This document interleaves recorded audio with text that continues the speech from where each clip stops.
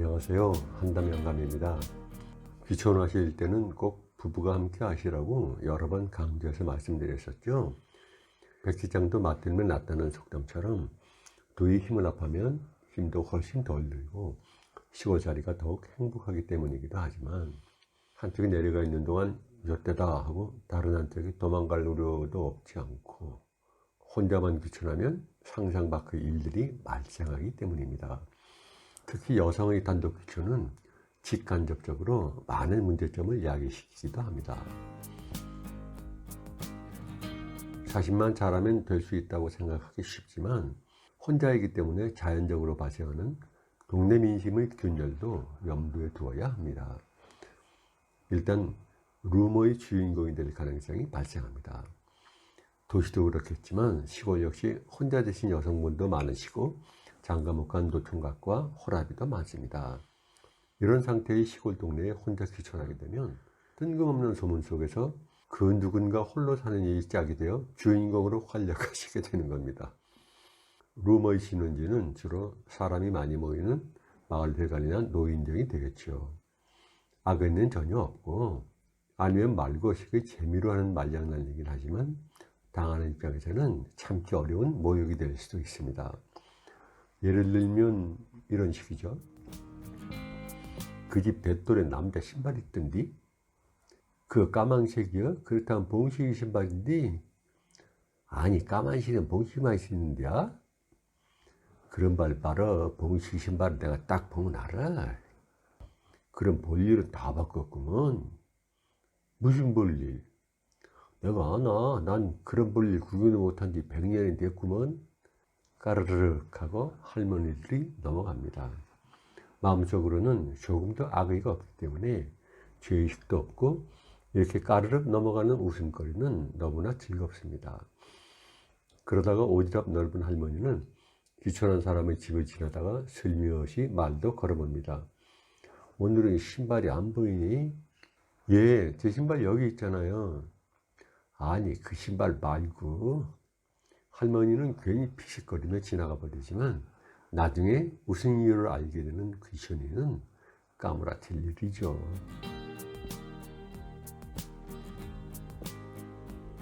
남자의 경우도 비슷합니다. 아무래도 도시에서 귀촌한 사람들이라 본토박이들보다 얼굴도 허여멀겋고 말투도 좀 사근사근합니다. 남편이 밭에 나가 있는 이웃집 아주머니에게 잠깐 농기구를 뵐 일이 있어 들렀을 때 지나가던 할머니가 보기라도 하면 바람과 함께 들러봤다 지필 들어갑니다.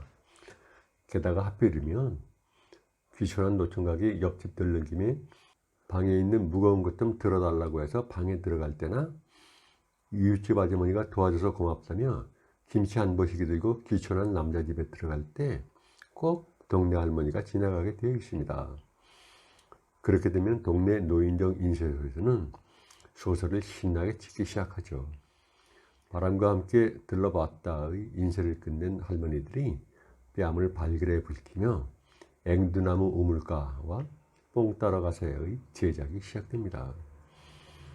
여기에 더하여 혹시 더 불운한 귀촌남이라면 뽕 따라가세를 제작하는 할머니들 서너 명이 오리지널은 싱거우니까 소금 넣고 간장 붓고 들들 볶은 깨소금에 고춧가루도 뿌리면서 완전 천하무적 성인영화 내 마누라 침 맞았네 라는 퇴폐 영화를 제작한 후 개봉영화 광고하듯 자신의 제작물에 심취해서 정말로 자기 눈으로 본 듯이 밭에 나가 일하고 있는 이웃집 남편에게 이렇게 말할 수도 있습니다.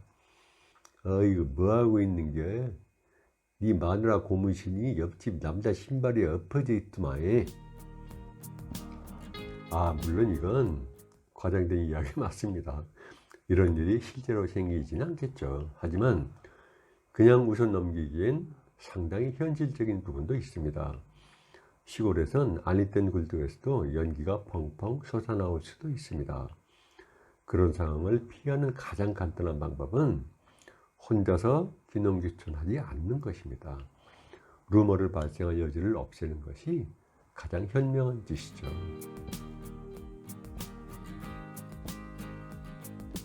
간혹 유튜브를 보거나 인터넷을 보면 여성 혼자 귀촌해서 잘 지낸다는 이야기도 들리지만 그런 분은 정말 특별한 분이라고 말할 수 있겠네요. 그런 특별한 분이라면 뭐 잘 지낼 수 있겠죠. 하지만 개인적으로 내 아내나 누님 혹은 여동생이나 여조카가 혼자 귀촌한다고 한다면 절대 반대하겠습니다. 아니면 온 가족이 모두 다 따라 귀촌하든가. 물론 SNS나 유튜브를 활용하기 위해 짧은 기간 체험 삼아 귀촌해서 지내는 경우라면 언제라도 다시 도시로 돌아가면 되겠지만 하루 이탈이 아니고 진지하게 귀촌 정착해서 긴 세월을 살아야 한다면 거의 불가능에 가깝습니다. 내가 이렇게 이야기를 하는 이유는 혼자 귀촌한 사람들의 과정을 곁에서 직접 지켜보았기 때문입니다. 일전에 귀촌 동기 이야기를 해드렸었는데요. 그 귀촌 동기들 중에 혼자 귀촌한 노총각이 한 사람, 혼자 귀촌한 여성이 두 사람 있었습니다. 노총각은 중장비 기사로 건설업에 종사하다 시골이 좋아 내려왔고, 한 여성은 외국 이민 생활에서 고국으로 돌아와 귀촌을 택한 50대 후반의 여성, 또 한 여성은 카페를 경영하다가 도시 생활이 너무 염증나 귀촌을 한 40대 중반 여성이었습니다. 틀딱의 시선으로는 세 사람 다 젊은 나이에 혼자 귀촌한 것이 염려되던 그런 동기들이었습니다. 사생활 이야기이니 간추린 골격만 말씀드리겠습니다. 먼저 노총각 이야기입니다. 노총각의 이름을 가명으로 상민이라고 하겠습니다. 착하고 성실하고 이웃들에게 착한 일 많이 하는 그야말로 시골 생활에 딱 어울린다고 생각되는 사람입니다. 중장비 기사인 상민이는 자기 말로는 놀아가면서 일해도 한 달에 3,400만 원은 쉽게 벌지만 시골이 좋아서 다 때리치고 내려왔다고 합니다. 옆에서 보기에도 정말 시골을 좋아하는 것이 느껴집니다. 그러나 집을 사서 혼자 농사를 짓는 일이 수월치가 않습니다. 일꾼을 사서 쓰니 돈이 많이 나갑니다. 그 돈을 메꾸기 위해 다른 현장에 노용일을 나가서 힘들게 벌어온 돈을 일꾼들에게 지불합니다. 그러다 보니 농사일도 시원치 않고 수입도 시원치 않습니다.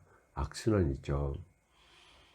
농사일에도 돈 버는 일에도 신경을 분산하다 보니 집을 수리하거나 기계를 사용할 때 정신을 집중하지 못해 부상을 자주 당합니다. 상민이가 전동공구로 부상당해 사고로 입원해서 우리가 병원에 면회 간 일이 2번이나 됩니다. 입원할 정도의 사고는 2번 있지만 그 외에 크고 작은 사고가 잇따랐고 종래는 큰 사고를 당해 혀끝을 조금 잘리기도 했습니다. 그러자니 돈을 벌어야 하는 노동일도 못하고 일꾼을 사서 쓸 돈이 없으니 농작물도 엉망이죠. 우울하게 지내던 상민이는 결국 도시로 돌아갔고 다시 중장비 기사 일을 한다고 합니다. 얼마 후 밝고 힘찬 목소리로 안부 전화를 했더군요.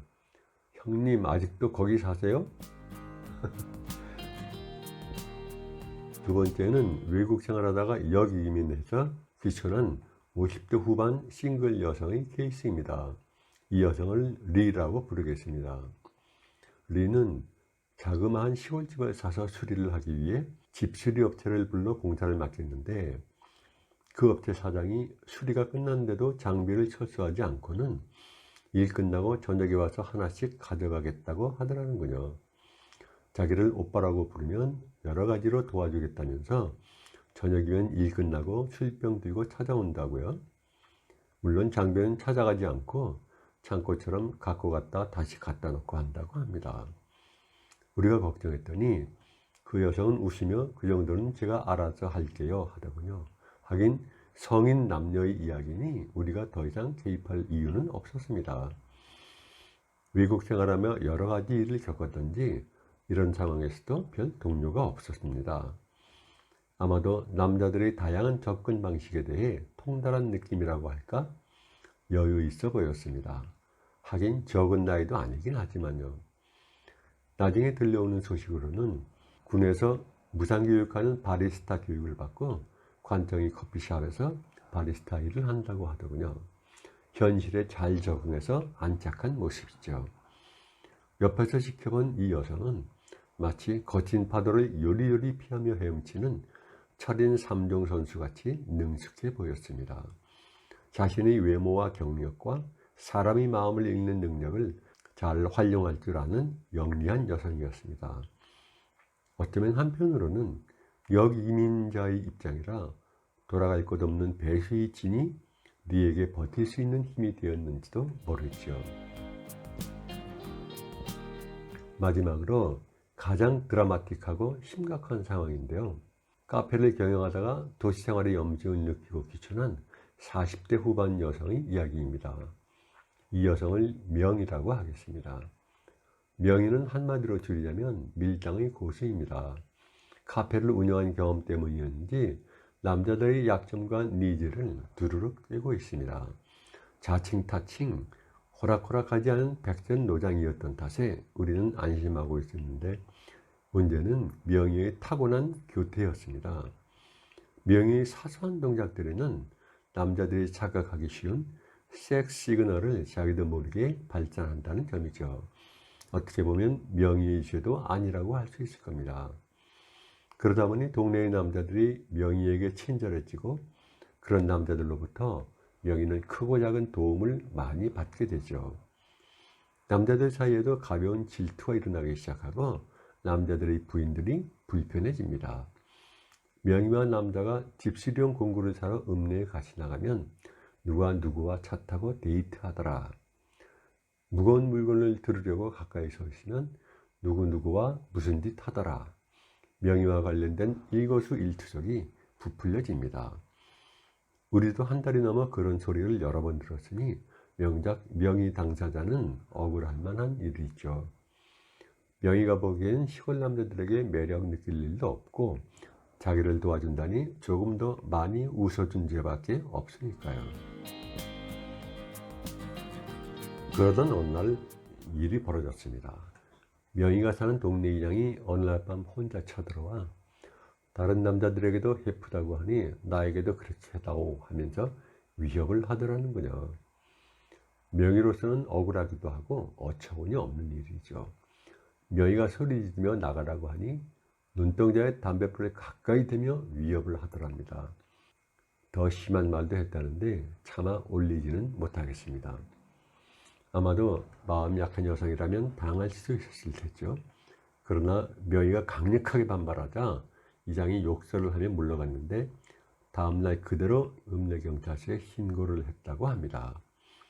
그 이야기를 듣고는 우리가 너무 화가 나서 이장을 찾아가자고 했더니 이미 경찰이 와서 웬만하면 좋게 끝나자고 하고 이장도 다시는 안 그러겠다고 싹싹 비는 바람에 하부에서 도장 찍어주었다고 하더군요. 그야말로 주간지에나 날 법한 일이 우리 코앞에서 벌어졌던 겁니다. 그 일이 생긴 지 얼마 후 명의는 결국 서울로 다시 올라갔습니다. 어찌 보면 이 사건은 명의의 잘못도 아니고 주변 남자들의 잘못이라고 보기에도 애매합니다. 그들에게 주어진 상황의 덫이라고 보는 게 옳을 것 같습니다. 간추리자면 혼자 귀촌한 세 사람 중 상민이와 명의는 기념귀촌에 실패해서 다시 서울로 올라갔고 다시 돌아갈 곳이 없었던 리는 그런대로 잘 적응하고 지내는 상황입니다. 이 영상을 보시고 혹시 혼자 귀촌하려는 분들이 계시다면 작은 도움이라도 되었으면 좋겠습니다. 오늘의 메모입니다. 1. 혼자 기념귀촌하는 자체가 루머를 만들어내는 원인이 된다. 소문의 주인공이 되기 십상이다. 2. 이미 기념귀촌했다면 이성을 대할 때 각별히 조심하도록 하자. 세상은 생각만큼 다른 일을 깊이 이해하려고 하지 않는다. 3. 위험을 무릅쓸 만큼 다른 이에 관심이 필요하다면 할 말 없지만 내 친구, 내 친지, 가족이라면 절대 혼자 귀촌은 반대. 오늘은 여기까지입니다. 구독과 좋아요 부탁드립니다. 고맙습니다.